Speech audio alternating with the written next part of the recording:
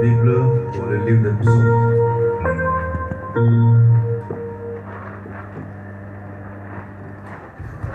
À partir du verset 1er, Psaume chapitre 1er, verset 1er. Heureux l'homme qui ne marche pas selon le conseil des méchants, qui ne s'arrête pas sur la voie des pécheurs et qui ne s'assied pas en compagnie des moqueurs, mais qui trouve son plaisir dans la loi de l'Éternel et qui la médite jour et nuit. Amen. Avec nos têtes inclinées. Pour cet immense vie éternel, toi maître de tout esprit, toi qui n'as de commencement ni de fin de vie, avant toi et après toi, il n'y a point de Dieu comparable à toi. C'est toi qui nous as gardés durant toute la nuit. C'est toi qui encore conduit nos pas ici. Nous te disons merci. Et nous nous remettons à toi parce que nous savons, Seigneur, quand tu nous as appelés, Seigneur, ici ce matin, c'est que tu as quelque chose, Seigneur, pour nous. Oh Dieu, nous soyons tous dans l'expectative. Écarte pour cela l'homme du chemin. Prends la prééminence. Bénis la lecture de ta parole. Bénis, Seigneur, oh Dieu, ceux qui sont arrivés ici. Souviens-toi de ceux qui sont en route, Père, et de sorte que à la fin la gloire soit à toi. Au nom de Jésus-Christ, avons ainsi prié. Amen. Vous asseoir.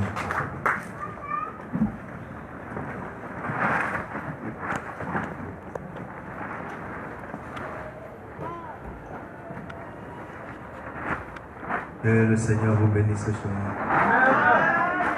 Que Dieu vous comble. C'est un grand privilège de nous revoir encore aujourd'hui. Et durant la semaine, il nous a protégés, nous a gardés. Et il est très important que nous lui manifestions notre amour et reconnaissance du fait que nous soyons venus ici. Et nous croyons que Dieu parlera à chacun et chacun recevra la chose pour laquelle il est venu ici. Il suffit simplement que nous soyons attentifs et dans l'expectative. Amen. Alors, je crois que je suis aussi content de vous voir. Amen. Et nous croyons que Dieu nous a accordé comme la grâce ce matin parce que la nature, le ciel était tellement menaçant. Mais par la grâce de Dieu, il nous donne quand même quelques temps que nous pouvons parler de lui. Alors, je vais lire une quotation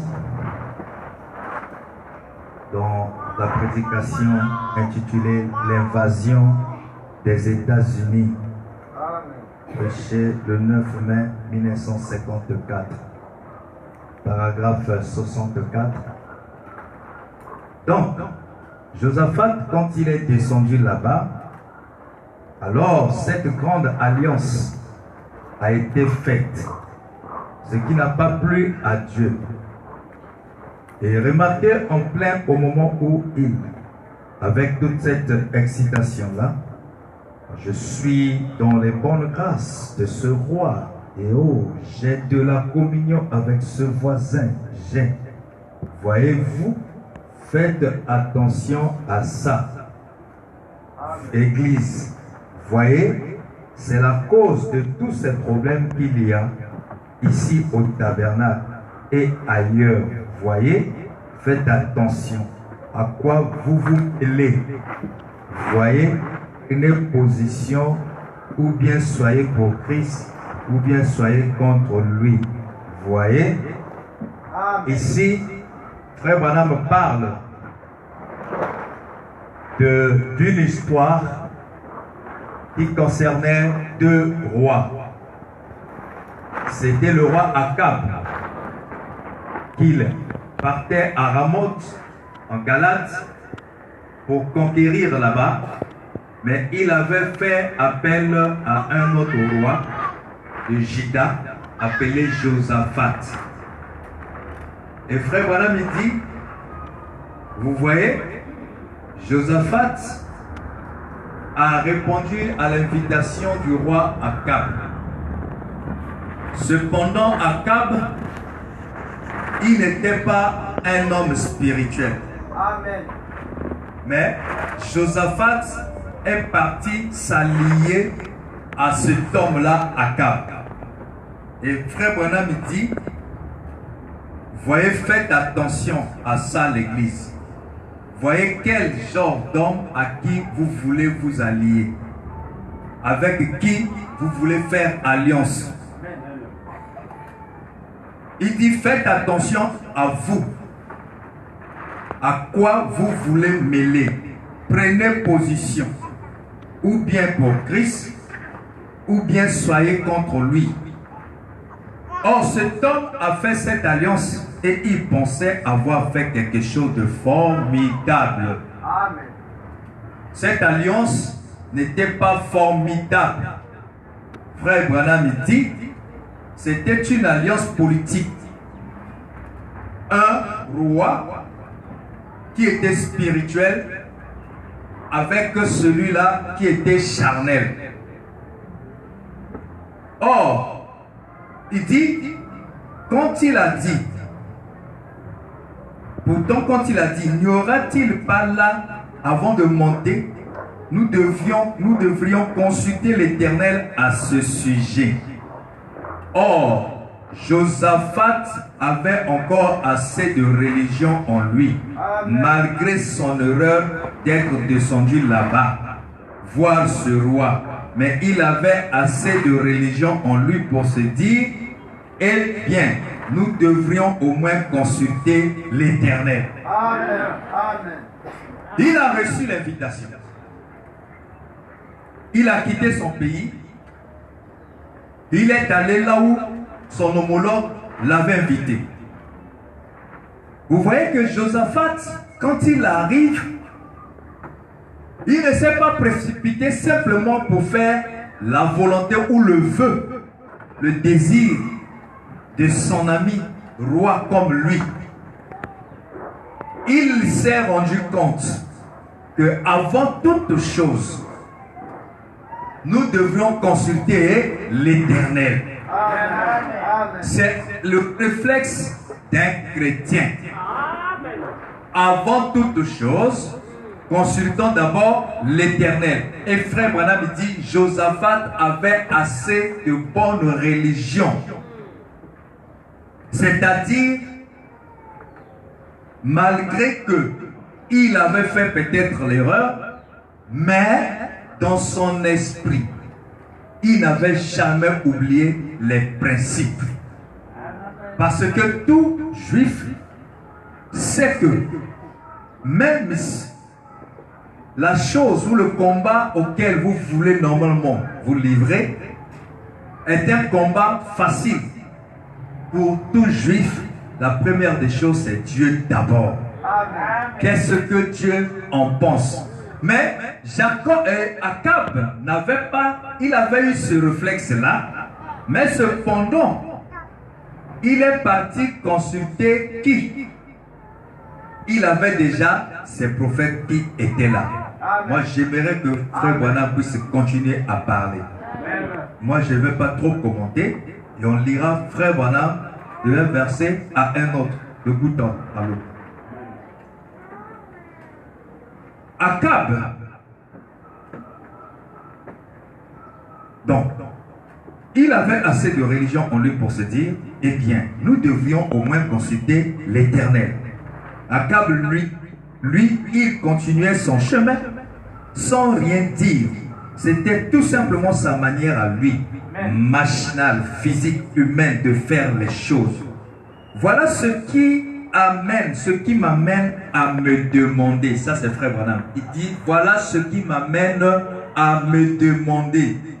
Église, si ce n'est pas comme ça, bien des fois que nous avons fait des erreurs, on résout la chose, on dit, eh bien, ça devait être comme ceci. Et on s'en tient à ça. Je pense que c'est le cas d'une bonne partie de l'évangélisme américain. Aujourd'hui, on s'en tient à une forme, je dirais, d'évangélisme à la Hollywood. Beaucoup de tape à l'œil. On remarque aujourd'hui l'évangéliste qui s'avance sur l'estrade et il est enflé d'orgueil et il raconte plein d'histoires drôles avant de commencer à prêcher et des choses du genre. Il fait n'importe quoi, il fait le bouffon en chair. Quand vient le moment de faire un appel à l'autel, les gens ne voient même pas la sincérité qui aurait produit un appel à l'autel. C'est comme une habitude. Frère me parle de cet accable-là qui ressemble aux évangélistes aujourd'hui, qui peuvent venir. Alors, ils commencent à faire du bouffon de la chair, raconter des histoires, et après, il fait appel à l'autel. Frère, voilà, me dit, même l'appel à l'autel, là, vous ne lisez pas la sincérité. Donc, on ne fait pas un appel à l'autel pour un simple plaisir. Qui peut dire Amen. Amen. Et il dit, c'est exact, c'est pour cette raison que le monde est dans l'état de tiédeur où il est aujourd'hui. Akab, c'est le type de cette église-là, qui est dans un état de tiédeur aujourd'hui, qui avance sans pourtant avoir la volonté de Dieu. Et la volonté de Dieu pour Akab, c'était qu'on puisse parler en sa faveur. Alors que la volonté de Dieu est parfois contraire à nos désirs. Dites Amen.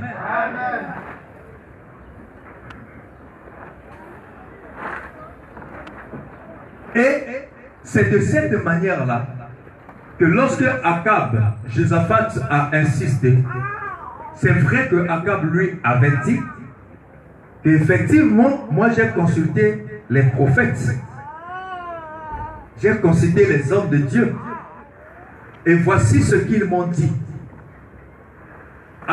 Pour Josaphat, ça lui apparaît un peu étrange. Il dit comment? Tout le monde parle le même langage.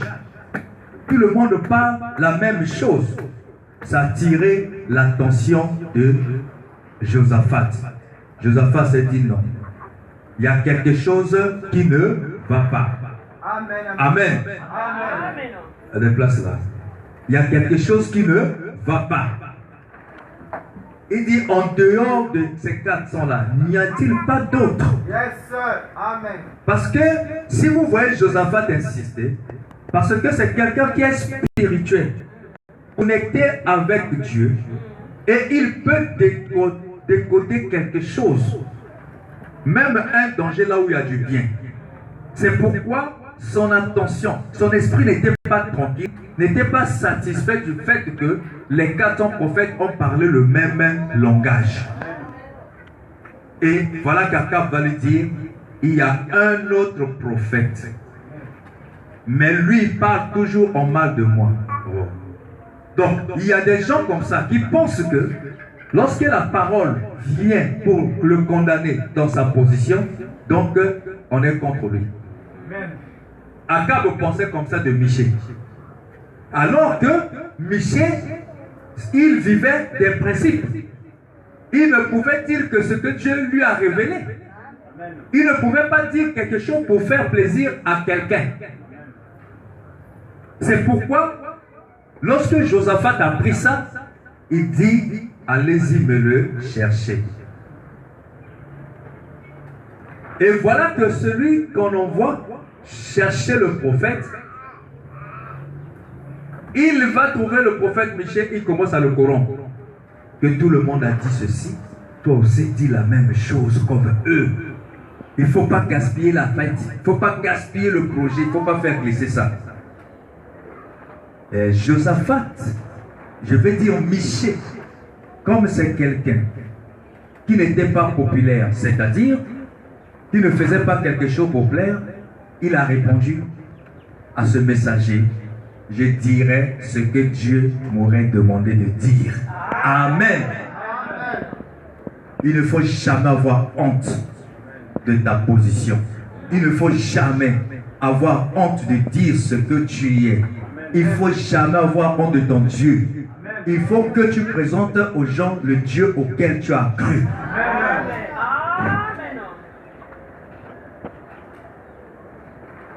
Et c'est de cette manière que Frère Branham me dit comment est-ce que l'Église, le monde entre dans l'Église.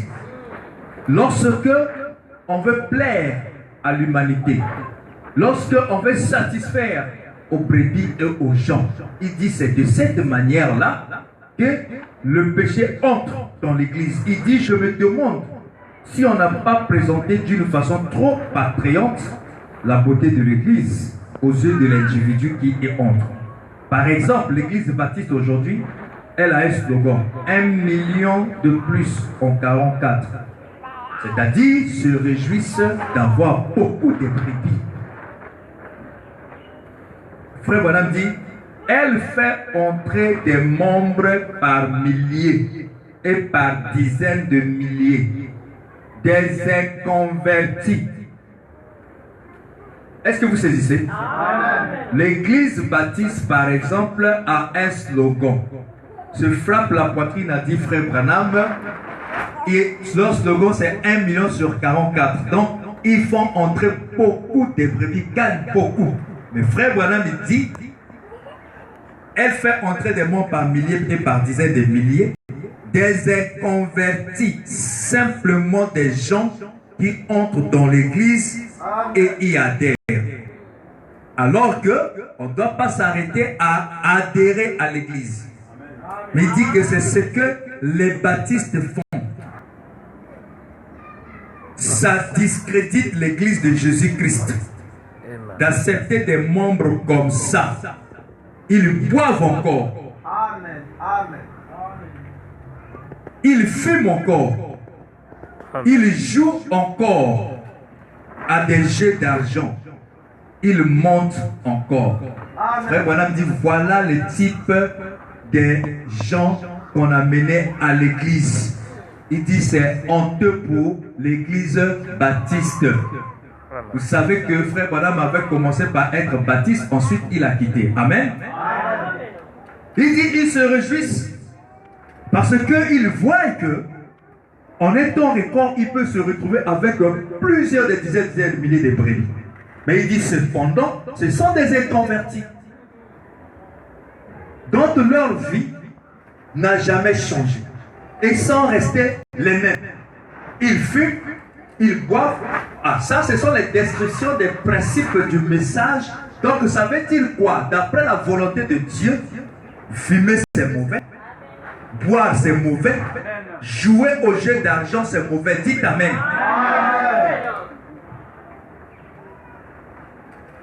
Ça discrédite le message de l'église. Parce que c'est eux qui devaient faire le panneau publicitaire. Donc, devaient se servir de panneaux, devaient être les panneaux publicitaires pour les gens qui ne croient pas encore, qu'ils voient Jésus-Christ au travers d'eux. Mais c'est le contraire qui se manifeste. Frère Branham dit, ça discrédite. Donc, le problème ne réside pas d'avoir adhéré à l'église, ne réside pas d'appartenir à l'église il y a de cela des années. Parfois, celui qui vit aujourd'hui reçoit la grâce plus que toi, avant toi. Le problème, c'est que nous devions normalement quitter l'église, être dans le corps. Nous devons laisser les vieilles habitudes. Et ils viennent à l'église en comptant se faire divertir par une bande d'évangélistes hollywoodiens. Quelqu'un monte du haut de la chair, il se met à prêcher la parole, et c'est du n'importe quoi, c'est des sottises, c'est des plaisanteries. Frère Branham me dit ça, c'est les évangélistes hollywoodiens. Et parfois, au lieu de dire la vérité aux gens, ils ont peur que l'église ne vide. Alors que l'église, c'est effectivement un peuple prédestiné qui est appelé à sortir du monde et aller dans Canaan, qui est la terre promise, c'est le ciel. Mais on ne peut pas y aller avec tous les fardeaux que nous avons. C'est pourquoi, quand on vient, la parole doit d'abord commencer par vous tailler, afin que vous soyez en mesure, selon la porte, pour entrer au ciel. Parce que cette porte est un mystère. C'est un chemin, c'est une porte qui est étroite et resserrée. Donc si tu as trop de biens, si tu as trop de richesses, alors l'encombrement t'empêchera d'entrer dans cette petite porte. Ne vous représentez pas une porte comme ça, mais c'est plutôt la parole de Dieu. Qui peut dire Amen? Au travers d'un homme, un homme que vous connaissez, la parole Seigneur Jésus-Christ, Amen, au travers du message. Alléluia. C'est ça la porte d'entrée. C'est pourquoi Dieu a toujours utilisé les humains. Il veut faire entrer les gens au ciel, mais ce n'est pas à travers l'arbre. Il faut envoyer les hommes. C'est pourquoi les pasteurs, les serviteurs de Dieu sont là comme des portes d'entrée pour le ciel. Mais à condition qu'ils se tiennent à la vérité. Et il est dit, ils font beaucoup d'étapes à l'œil. Et avec beaucoup de gros instruments installés un peu partout sur l'estrade, alors que ce qu'ils devraient avoir là, c'est un appel à l'autel, à l'ancienne mode, où on met Dieu en premier, où on crie à lui, où les hommes et les femmes ne vont pas là pour présenter la chose sous des couleurs séduisantes, ou s'avancer là et faire des bouffons, mais s'agenouiller à l'autel et prendre conscience de la mort de Jésus-Christ, celui qui est mort pour eux, et retrouver de la sincérité avec Dieu. Il dit que ce que les évangélistes devaient faire, c'est présenter la parole, et que la parole puisse toucher les cœurs, et que les gens aussi en qui la parole est entrée ne devraient jamais venir à l'autel ici pour se faire voir que comme je me suis bien habillé, alors comme il y a l'appel à l'autel, je viens me présenter ici. Que frère madame me dit non, vous devez venir avec un cœur sincère, chercher la sincérité. Quand vous venez ici, c'est pour vous identifier à la mort et à la résurrection de Jésus-Christ. Amen. Et ce sentiment-là va influencer votre vie. Et quand vous allez quitter d'ici, vous ne serez plus le même. Les frères, on a dit, je me demande si nous ne vivons pas à une époque comme celle-là, si on considère ces grands évangélistes, ils sont probablement évangélistes, comme beaucoup de ceux qui parcourent le pays aujourd'hui. Ces évangélistes de renom qui étudient la psychologie et qui attirent les gens vers l'église. Mais une fois que vous les avez fait entrer dans l'église, ensuite, qu'est-ce que vous allez faire avec eux? Ah, mais c'est ça le problème. Amen.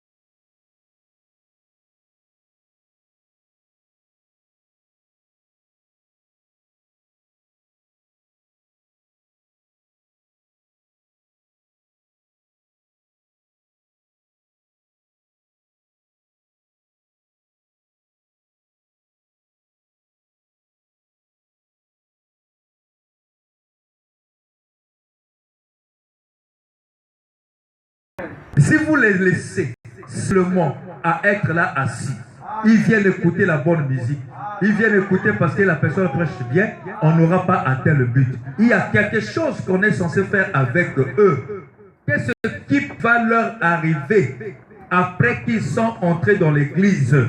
Adhérer à l'église sans plus. et repartir avec le même péché et le même désir que quand ils sont entrés dans l'église.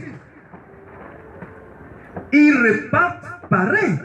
Et c'est pour cette raison aujourd'hui que ceux du monde, ils regardent ça et disent, eh bien, si cet homme-là, il est converti, si cette personne ici, elle est convertie. Vous comprenez ce que frère Branham voulait dire? Les gens viennent, ils pensent, l'essentiel c'est parce que j'ai été à l'église. L'essentiel c'est parce que je suis membre d'une telle église. Frère Branham me dit non. Une fois que les gens sont déjà arrivés à l'église, que vous êtes venus à l'église, ok? Il y a un autre travail. Parce que vous pouvez venir pécheur, vous repartez pécheur. Mais alors que le but, ce n'est pas ça. Parce que le but ici, c'est que la parole, on doit vous enseigner ce que vous êtes censé faire. Or, ce que vous êtes censé faire, comme la Bible dit, allez partout du monde, prêchant la bonne nouvelle, celui qui croira sera sauvé. Il sera baptisé et sauvé. Faites baptiser au nom du Père, Fils, Saint-Esprit. Et ensuite, enseignez-les. Parce que le baptême donc, vous introduit dans la communion fraternelle. Donc vous êtes membre. Mais cependant, il vous reste quelque chose. C'est pouvoir entrer dans un autre cercle qui n'a rien à voir avec l'église physique. Donc quand vous venez ici, le but c'est de sauter. C'est-à-dire, c'est de quitter la terre pour aller au ciel. Qui peut dire amen? C'est ça qu'on appelle l'enlèvement. Tu quittes la terre pour le ciel. Or, pour quitter la terre vers le ciel, il faut une énergie assez suffisante. Cette énergie-là, vous l'acquérez à travers l'enseignement de la parole. Parce que la parole vient vous dire ce que vous êtes censé faire. De la même manière, quand on entre dans un aéronef, on vous dit déjà comment est-ce que vous devez vous comporter dans l'avion. Le test de l'air prendra la parole ou le steward pour vous dire que vous devez attacher bien les ceintures. Quand nous allons arriver à tel niveau, voilà comment est-ce que vous êtes censé faire. Ne vous levez pas n'importe comment et suivez ceci ainsi de suite. Et après, si vous avez besoin de ceci, alors renseignez-vous auprès de un tel. Il va vous mettre là au parti où vous irez faire votre besoin. Oui, on vous donne toutes ces directives-là. C'est quoi? Ce sont des principes. C'est que si vous ne vous comportez pas tel que et vous ne respectez pas ce qu'on vous dit, vous retrouverez malheur en chemin. Et vous pouvez vous fracasser la tête. C'est ça en fait le grand problème. Comme les évangélistes à la hollywoodienne, non pas à la Hollywood, n'ont pas compris ça. S'arrête juste à cajoler les gens et à donner un évangile social. Alors que le peuple qui vient ici a besoin de savoir ce qu'il est censé faire. J'ai bien peur qu'on ait présenté la chose sous un jour de trop grande facilité. J'aime. Je trouve que la joie, bien sûr, je crois que c'est en Jésus que se trouve toute la joie. C'est exact. Je crois qu'il y a de la joie et du bonheur. Mais souvenez-vous, frères, c'est un chemin de douleur, de souffrance et de la croix.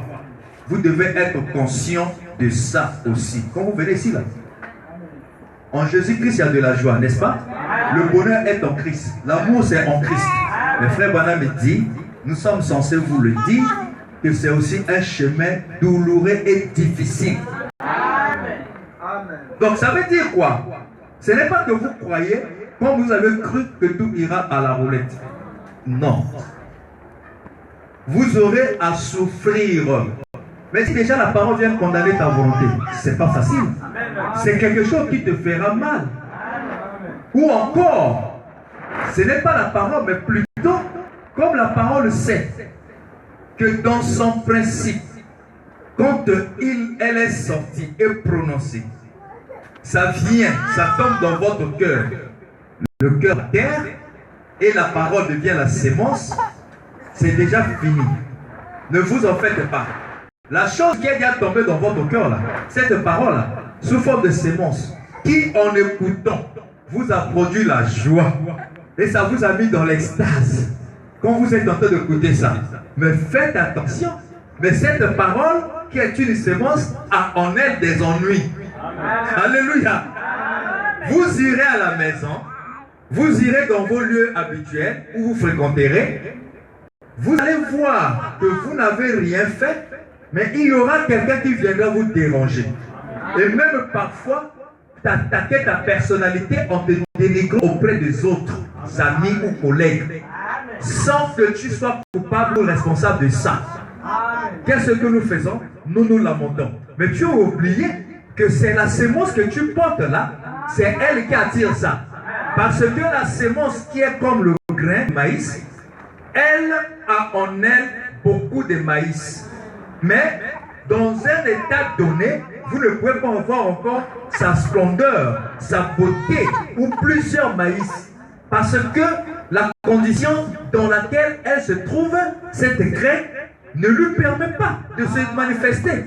Mais une fois que la graine tombait dans la terre et qu'on a arrosé de l'eau, au fond là-bas, il n'y a plus de lumière. C'est l'obscurité et il y a des insectes qui attaquent la sémence.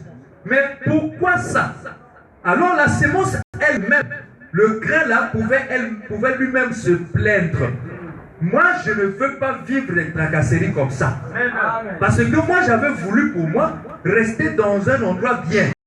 Donc peut-être il y a la fraîcheur ou encore la température est modérée. Mais comment est-ce que je me retrouve ici? Or, dans cette condition, c'est ça qui permet à ce qui fait réunir les conditions ou les principes pour que le grain puisse être béni. Parce que le grain a en lui beaucoup de bénédictions. Le développement, l'épanouissement. Mais dans un stade sec, ça ne peut pas marcher. Il faut que ça soit placé sous sol. Vous comprenez? Donc même le développement ou l'épanouissement du grain est en contradiction avec son désir. Mais tout de même, il va souffrir là, avec la chaleur et les insectes. Mais après, vous allez voir une tige apparaître. Et ça sera beau. C'est des feuilles. Et après, ça sera plusieurs maïs. Qui peut dire amen? Mais dans un premier temps, ce n'était pas facile. Donc, c'est ça en fait. Lorsque l'Église n'est pas enseignée de la sorte, l'Église vivra comme... va en réalité vivre ce qu'on appelle l'utopie. Donc, quelque chose à laquelle elle s'attend, mais qui ne s'accomplira jamais. Parce qu'elle n'était pas enseignée de la sorte. Quel enseignement? Que tel que vous êtes là, malgré que tout est en Christ, la joie, le bonheur, sachez-le que la vie de Christ est aussi, la vie en Christ est douloureuse. C'est des souffrances. Amen. Donc, comme j'avais dit tantôt, que cette sémence qui est une bénédiction, cette parole qui est une bonne chose, qui nous amène au ciel, le fait que ça ait déjà en vous, sachez-le que pour que sa beauté soit rendue manifeste, il faut des épreuves. Amen. Et ces épreuves-là, mais c'est effectivement tout ce que vous vivez au quotidien. Il n'y a pas une épreuve qui a été préétablie ou encore prédéfinie pour dire que pour ça, je peux accepter. Parce que ça, c'est un chrétien, l'épreuve là. Pour Dieu, c'est pas ça. Amen. Tu ne comprendras pas que non. Ta tante qui te maltraite là, c'est en fait l'épreuve qui a été écrite dans le grain qui est ta parole, qui est dans ton cœur, afin que tu manifestes le meilleur de toi-même. Mais aussi longtemps que tu ne comprendras pas, tu vas maintenant, comme on dit dans l'armée, afficher la zumite. Tu peux quand même. Tu commenceras maintenant à divaguer et à te plaindre. Tu vas même accuser ta parente auprès des autres. Mais tu ne sais pas que c'est la sémence qui est déjà en toi qui s'attire des ennuis afin que la beauté soit rendue manifeste. Qui peut dire amen? Joseph, c'est lui-même qui avait vu les visions. Vrai ou faux? Quand il a vu les gerbes, des autres s'inclinaient devant sa gerbe. Est-ce que c'était quelqu'un qui a vu ça? Et quand il expliquait ça, il était dans la joie. Et il a vu aussi les étoiles s'incliner devant son étoile. Et non seulement les étoiles s'inclinaient, et la lune et le soleil. Celui qui avait vu ça, c'est lui-même. Celui qui a révélé ça, c'est aussi lui-même. Donc il pouvait se réjouir de voir une vision là où tout le monde doit le respecter. Tout le monde doit l'adorer. Donc être dans un stade de vie élevé. Mais ses frères ont commencé à l'haïr. Il dit, ah, qu'est-ce que j'ai fait? Mais qu'est-ce que tu as fait? La chose que tu as vue est en toi. C'est déjà une sémence. C'est une bénédiction. Mais la bénédiction en question ne peut pas se manifester comme ça. Parce que tu n'auras pas de caractère pour gérer ça. Or, le caractère s'acquiert par les souffrances. Alléluia. Mais c'est là où, quand on arrive là, beaucoup de chrétiens cèdent. Beaucoup de chrétiens démissionnent dans leur contexte chrétien, dans leur vie de chrétienté. Comment est-ce qu'ils démissionnent? Parce qu'il me semble que trop c'est trop. En d'autres termes, il est déjà reparti en Égypte. Alors il se voit déjà que non, bientôt on va porter les collets, les pantalons, combat. Donc, l'épreuve là, elle a échoué ou il a échoué à ça. Automatiquement, ce qui devait se manifester, la saison est passée. C'est là où on dit que non, mais cette fois-ci, Nzeto est botité. Mais l'été est beau dans la saison haute. Mais pourquoi cette fois-ci est botité? C'est que l'arbre là n'a pas respecté les principes. Amen. Qui peut dire amen? C'est ça les principes fondamentaux. Non, parfois. Mais les autres, tous les arbres, normalement, c'est la saison pour ces fruits. Les autres ont poussé, c'est parce qu'ils étaient admis. Face à une épreuve, ils n'ont pas divagué. Ils n'ont pas parlé, ils n'ont pas balbutié ou encore prononcé des sottises. Certains même commencent à mener Dieu au tribunal. Tu es en train de manquer du respect pour Dieu. Parce que Dieu fait ce qu'il sait ce qu'il fait. Joseph ne pouvait pas comprendre. La Bible dit qu'on le prend, on le met dans le puits. Dieu était avec lui. Mais alors que la physique, dans le naturel, c'est la souffrance, c'est la difficulté. Mais dans le spirituel, Dieu était avec lui. Amen. Joseph pouvait se poser une question. Mais je ne comprends pas. Je suis venu pour leur nourrir. Je suis venu pour accomplir le vœu du Père. Je ne suis même pas venu pour leur faire du mal. Mais pourquoi est-ce que je mérite un tel triste sort? Amen. Mais aujourd'hui, s'il est assis, je lui dirais, c'est parce que en toi, il y a quelque chose qui doit briller. Mais comme c'est de l'or, avant de briller, il faut d'abord le battre et le battre. C'est pourquoi même si tu es chrétien, tu auras toujours des tracasseries. Tu auras des épreuves et des difficultés. Mais tu es vainqueur déjà parce que tu connais déjà aujourd'hui que ceci, si ça m'arrive, quel est le comportement que je suis censé manifester. Qui peut dire amen? C'est ça la victoire. Le prophète Branham définit la victoire, c'est reconnaître l'ennemi dans ses tactiques. Si tu sais déjà que non, dès que tu rentres, la femme commence à parler dans des paroles, toi sors pour toi. Parce que tu connais déjà que ça, c'est un esprit qui commence. Alléluia! Dès que tu sors, tu reviens, tu vois, l'atmosphère a changé. Parce que toi, tu as su comment normalement combattre. Quand on parle de combat spirituel, les gènes et les veilles de prière, de prière tous les jours quand il combat spirituel. Alors que c'est la même personne, quand on lui parle, on l'insulte, il commence à répliquer jusqu'à aller même à outrager les gens. Mais dans le combat spirituel de tous les jours, il s'agit de quoi? Ils sont partis dans les combats, ils n'ont pas connu qui est leur adversaire. Parce que l'adversaire, on leur croit que c'est des voisins. Mais aujourd'hui, je vous dis, frère Branham me dit, mon premier ennemi, c'est William Marion Branham. Donc c'est moi-même. Alléluia.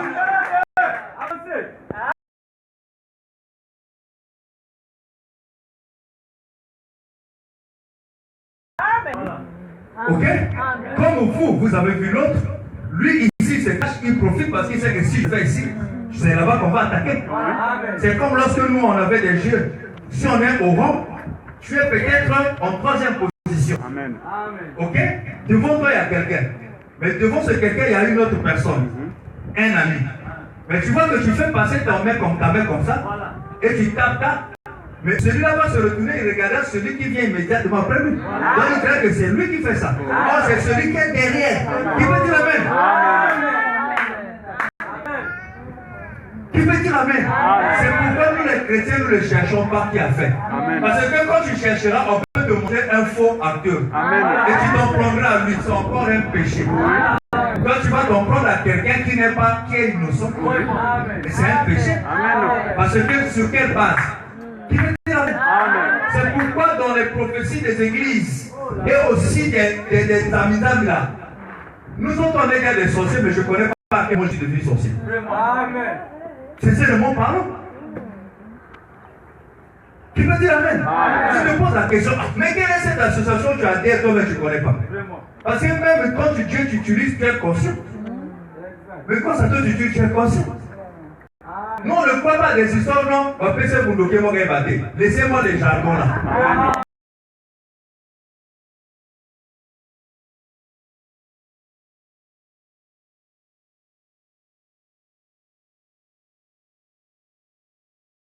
Souffrir, mon frère. Et il va encore dans un pays étranger. Là où il peut se réjouir. Oh, merci Seigneur. Je suis venu maintenant loin de mes ennemis là. Ils ne veulent jamais me voir. Ils ne voulaient même pas me voir de leurs yeux. Comme je suis loin d'ici, d'eux, c'est merveilleux. Oh, aujourd'hui je peux bien dormir. Quand ils voulaient bien dormir, il y a un problème. Toi, tu as voulu violer la femme du roi, du chef. Oh, qu'est-ce qui se passe? Joseph, toi, qu'est-ce que... Moi, j'ai fait confiance en toi. Mais pourquoi est-ce que tu veux maintenant me gratifier de cette monnaie de singe? Qu'est-ce qui se passe? Joseph dit, mais j'ai fait quoi, patron? Il dit, mais alors, ma femme à moi. Il dit, patron, je ne comprends pas. Il dit, mais l'habit là, ton habit dans ses mains, ça fait quoi? C'est ça. Tu veux penser que vraiment elle a menti? Amen. Quand nous lisons la Bible, ça fait mal. Amen. On a pitié de ce monsieur-là. On peut s'identifier à lui. Amen. Mais aujourd'hui, nous avons découvert en lui avec quelque chose. Amen. Comme on dit que quand on étoile brille, hein, voilà. Sache-le que l'obscurité viendra pour essayer d'étouffer.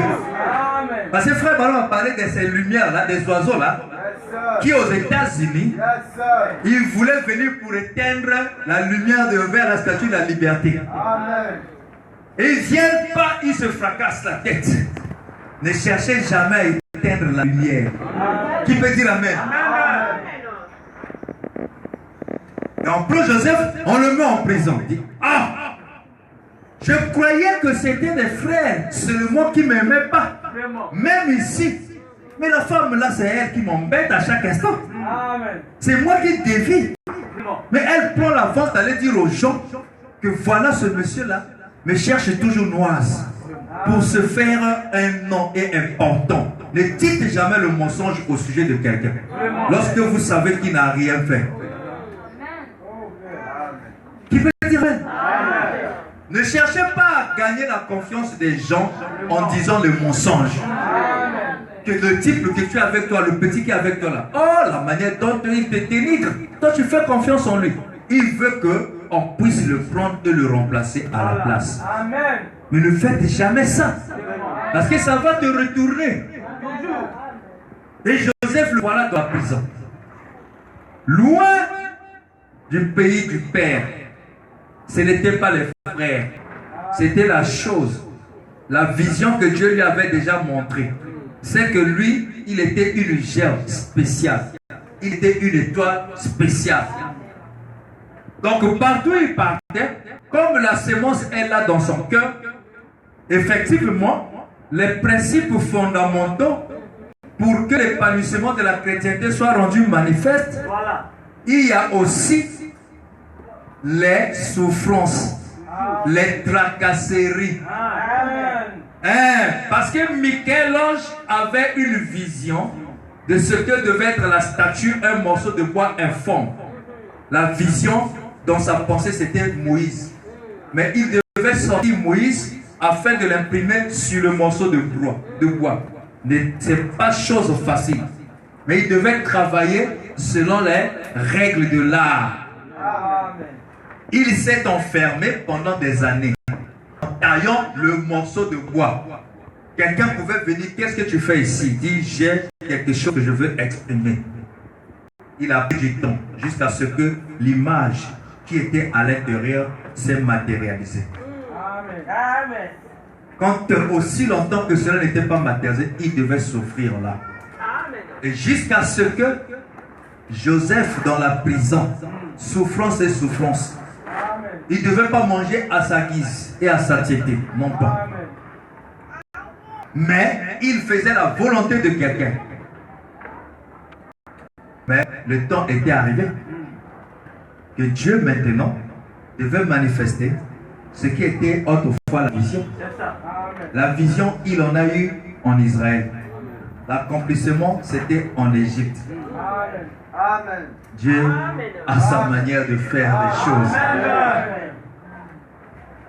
Et comme ça concernait ses frères, Dieu devait frapper, créer des conditions ou des circonstances pour que les frères se sentent mal à l'aise. Et ils devaient quitter là où ils étaient pour aller où? Là où Dieu a béni. Dieu a béni où? Là où Joseph réside maintenant. Quand vous partez dans un endroit, là où il n'y a pas d'avis, là où il n'y a pas la joie, votre présence, vous pouvez transformer. Apporter la joie. Créer l'ambiance. Quand il y a un problème, vous savez comment intervenir. Comment départager deux personnes. Les gens sentiront que votre présence est indispensable. Et quand les frères sont arrivés, c'est le papa qui avait commencé déjà par dire, hein, mais vous ne savez pas qu'il y a la famille ici, vous regardez les uns les autres. Mais allez là-bas. C'est Dieu, cette prophétie commence à s'accomplir. Et Dieu commence à rassembler les éléments du temps. Simplement pour un but. Peut-être eux, ils ne savaient pas. Pourquoi la famine? Vous dites que c'est la saison. Mais c'est Dieu qui a pensé. Et ce que Joseph avait vu là, ce que vous avez régné là, ce que vous avez méprisé, est maintenant sur le point de prendre place. Quand ils quittent du lieu où ils étaient pour aller là où Dieu avait béni, ils ont vu Joseph, mais ils ne le reconnurent plus. Mais Joseph les reconnaissait. La Bible dit qu'ils se sont inclinés devant Joseph. Cette vision que Joseph, quand il leur expliquait, eux, ils ont refusé. Quand tu veux dire quoi? Notre gerbe, c'est-à-dire nous là, on s'incline devant toi. Toi, qu'est-ce qui se passe? Tu es audacieux. Hein? Mais toi là, tu as des mauvais esprits. Toi, on doit te taper. Mais quand la prophétie est accomplie, la manière la plus simplement possible. Ce n'était pas Joseph qui les a imposés. D'eux-mêmes, ils sont venus dans le pays d'Égypte pour acheter la nourriture. Ils se sont inclinés devant Joseph. Joseph l'avait dit, Joseph s'est souvenu de la vision. Alléluia! Lesquels qui vont s'incliner devant vous? Nos adversaires. Amen. Il peut dire Amen. Mais Joseph a enduré. Hein? Il n'a pas insulté les gens. Même pas la femme du Potiphar. Moi j'avais aimé le film là. Même si c'est un scénario. Mais quand Potiphar dit, mais pourquoi as-tu fait ça? Il dit, je ne peux pas le faire. Donc ma femme a menti, il dit, je n'ai pas dit ça. Donc il a le respect, même quand il est question de se justifier. Amen. Pas au nom de moi dans le Bouddha. Il a eu le respect. Donc un usage des mots liés avec pudeur. Amen. Il a aménagé son langage de pudeur. Il n'a pas prononcé simplement parce qu'il était sous l'effet de la colère.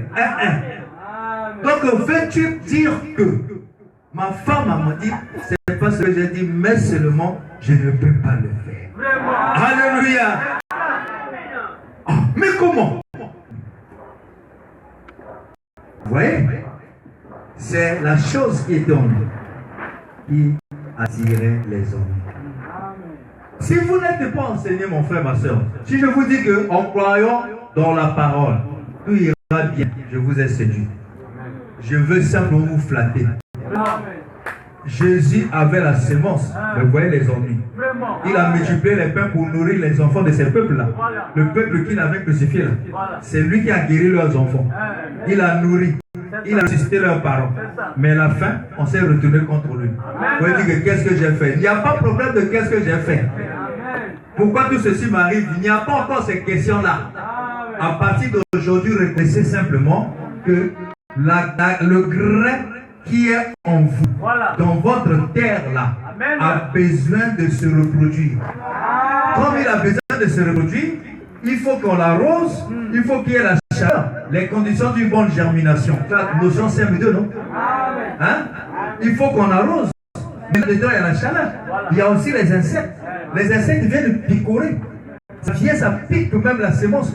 Le grain dit aïe, mais or, dans les aïe là et les tracasseries, il y a une vie intérieure qui est en train de se développer. Alléluia. C'est ça en fait le secret. C'est pourquoi il ne faut jamais se lamenter. Si vous vous plaignez trop, frère va dire que c'est le signe de l'incrédulité. Les gens qui se plaignent là, Gaïawa, Gaïawa, Gaïawa. Oh. Mais comment toutefois? Bonjour, oui, comment? La manière dont ceux dont pour lesquels j'ai souffert là, ceux pour lesquels j'ai souffert. Mais là, on te demande ta santé, comment vas-tu? Dis seulement que nous t'es bien.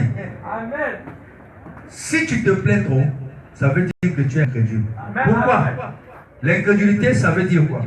Ça veut tout simplement dire le manque de connaissance et de la révélation. Pourquoi est-ce que ceux-là que tu penses que tu as eu à soutenir se retournent contre toi? Parce que si tu ne connais pas que c'est un chemin, le processus vers le développement dans l'épanouissement de ta bénédiction, tu te mettras maintenant à te plaindre. Quand tu te plains là, le corps à Motaolo Nimbuba, 2 jours à Moko, Chumbola Pokamona, Mbuba, on a des petites. Après à Kangi. Alors Mbuba échangeait forme.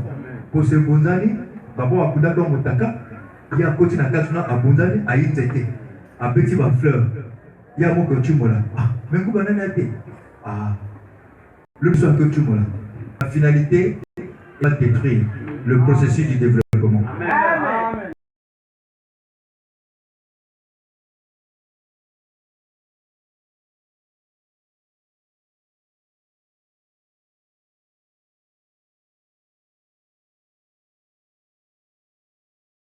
Oui, en d'autres termes, on doit se plaindre. Alors que tu as oublié déjà que nous mettons comme ils étaient. Comme ils étaient, que Makassa a fait beaucoup de choses belé. Mais toi, tu n'as pas été patient, tu commences à te plaindre. Et comme ça, que les gens,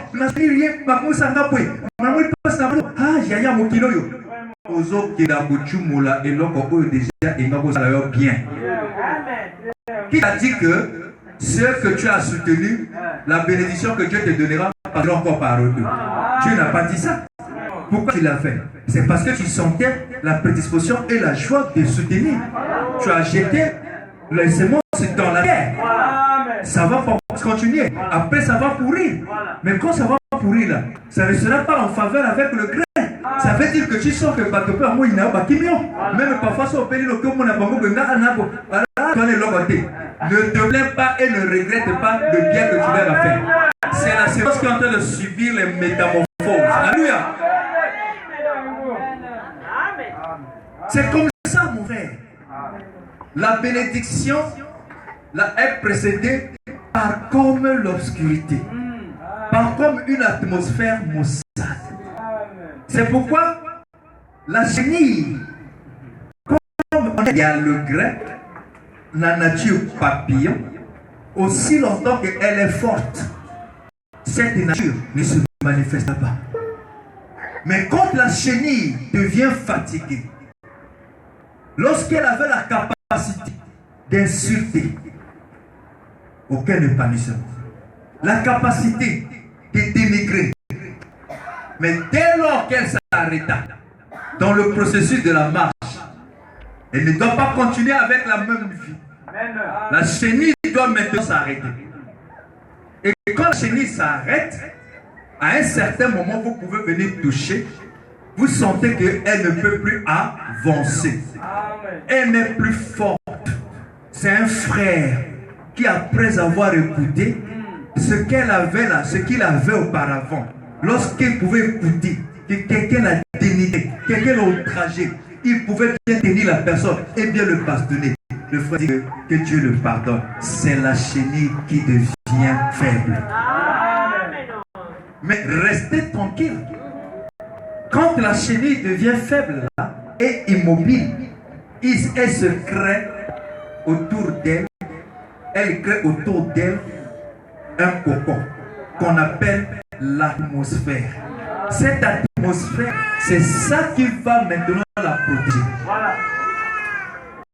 Lorsque ce frère et cette soeur, après avoir écouté la parole, quand il vient, écoute la parole maintenant devient vie automatiquement. Tout ce que vous lui faites, c'est le sourire. Tout ce que vous lui faites, c'est que le pardon. Mais il faut te protéger. Il faut créer un cocon, une atmosphère. Il ne faut pas écouter maintenant les musiques des mondains. Parce que les musiques des mondains, là, c'est une musique, c'est pas ça qui produit la joie. C'est pas ça. Quand vous écoutez là, ce qui vous produit la joie, en réalité, c'est pas ça trop. C'est l'intention derrière ces paroles. Parce que la personne qui a chanté, elle-même, elle sait la vie qu'elle mène, et elle sait comment elle a composé les chansons. Comme ça tombe en toi, et que toi tu te réjouis de ça, tu vas voir l'amour de Dieu que tu avais, ça va partir.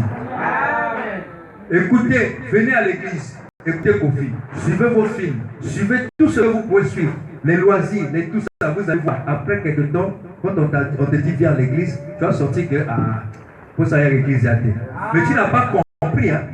Tu as commencé à rétrograder à partir du moment où tu as créé autour de toi des mauvaises atmosphères. Il y a des atmosphères qui détruisent. Mais le cocon savait, la chenille savait. Si je reste comme ça, je ne serai pas protégé. Ah, la musique de Sylvain, voilà. Ah, le film de Jésus. Alléluia. Au lieu de suivre maintenant les Kalachikala, lui maintenant c'est Joseph.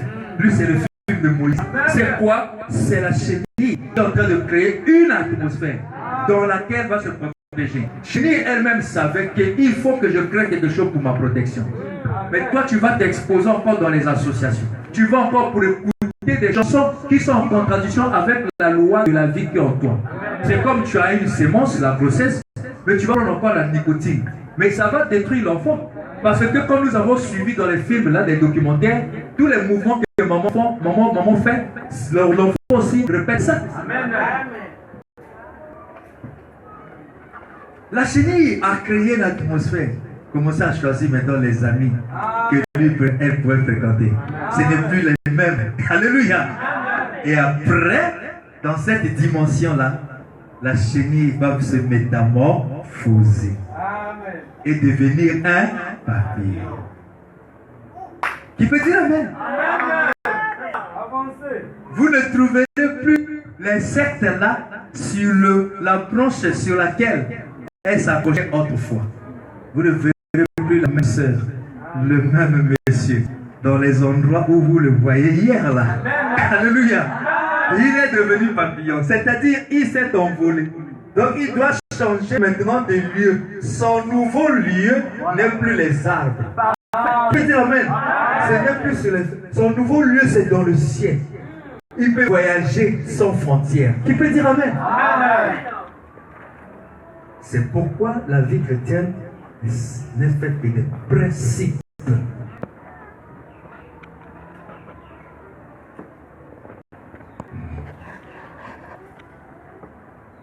Et frère Branham me dit que vous voyez parfois ce qui fait que les gens, l'église, les gens restent dans les conceptions. En parlant même de... Il parlait des fêtes des mères. Quand la fête, le jour arrive, les gens offrent à leur maman les fleurs. Frère Branham me dit... Parce que nous sommes dans les principes. Hein? Amen.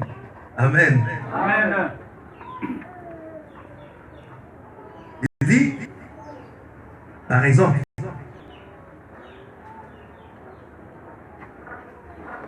Je regardais et ma femme a mis, on était en chemin et elle a épinglé une rose. Il dit, comment est-ce que... Frère voilà me dit, et j'ai dit, oh chef, je ne sais pas. Il dit, tu devais la porter, ta mère est vivante. La fête des mères, c'est formidable. Mais c'est comme les choses du monde. Ils ont commercialisé la chose, rien que pour vendre des fleurs.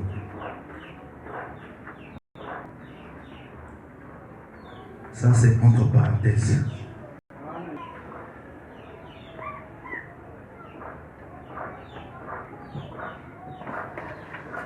Il dit,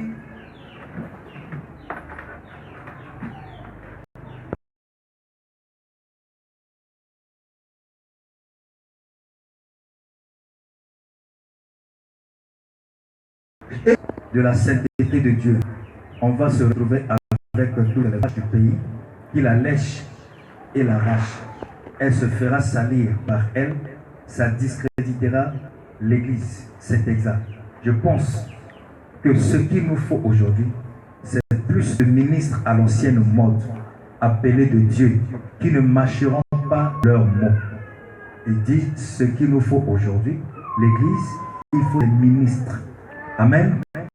Des ministres à l'ancienne mode, appelés de Dieu, qui ne mâcheront pas leurs mots. Peut-être pas très instruits, mais qui feront venir les gens à l'autel où ils seront profondément affligés. Les gens doivent venir à l'église, à l'autel, profondément affligés. C'est-à-dire, pour que le cœur soit affligé, il faut qu'il y ait quelque chose qui doit affliger le cœur. Mais c'est la parole qui doit venir rencontrer la volonté, le libre arbitre. C'est là où maintenant il y a un combat qui se déclenche. Mais comme toi tu es agneau, tu vas faire quoi? Tu vas t'aimer.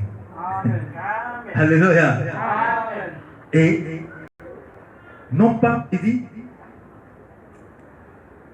qui feront venir les gens à un hôtel où ils seront profondément affligés.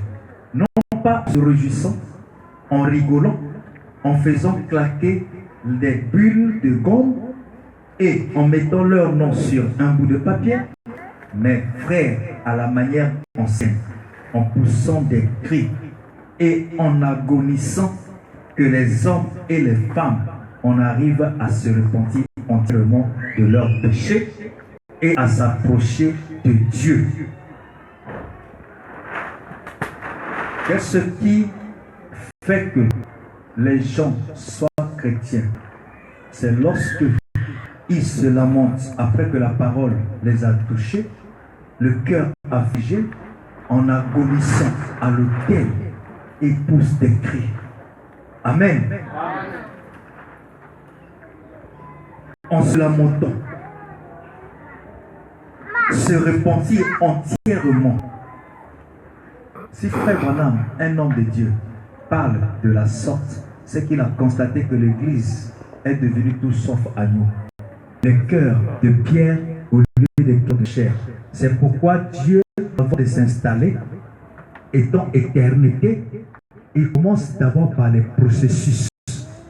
D'abord de pouvoir donner le cœur de chair, et ensuite, il vous donne de nouvelles pensées, et ensuite, il vous donne son esprit. Mais c'est tout un processus. C'est pourquoi il faut commencer déjà par laisser ce qui n'est pas pour l'héritage. C'est pourquoi quand il appela Abraham, Abraham devait quitter la Chaldée. En marchant, frère Branham dit il devait faire tomber les statues, les pratiques de ce monde-là. Il dit on a besoin de ces ministres-là à l'ancienne mode, pas des instruits, qui à travers la prédication peuvent amener quelqu'un pousser des cris en agonisant. On ne voit plus cette église-là. Quand la parole est prêchée, condamnée, les larmes coulent, quelqu'un se sent concerné. Aujourd'hui, quelqu'un, parfois il est là, la parole touche. Il a quelque chose en lui qui veut l'amener à chanter pendant qu'on est en train d'adorer, à pleurer. Mais il regarde à côté, on me regarde. Sinon, quand on constate que je pleure, Et c'est la popularité. Amen. Qui peut dire Amen? Frère Branham parle des chrétiens. Quand j'étais à Pointe-Noire à l'époque, dans les années 1998, quand j'avais lu ça, oh là là, j'avais écrit aux amis, Pasteur Edgar, par-ci, par-là, ainsi de suite, comme j'aimais écrire.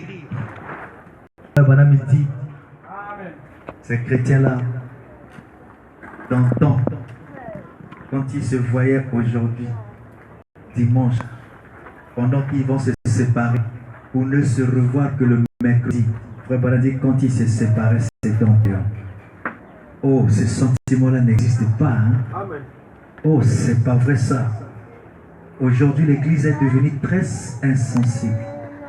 C'est pourquoi vous voyez que même quand Dieu veut visiter le cœur, il sent que la personne est résistante.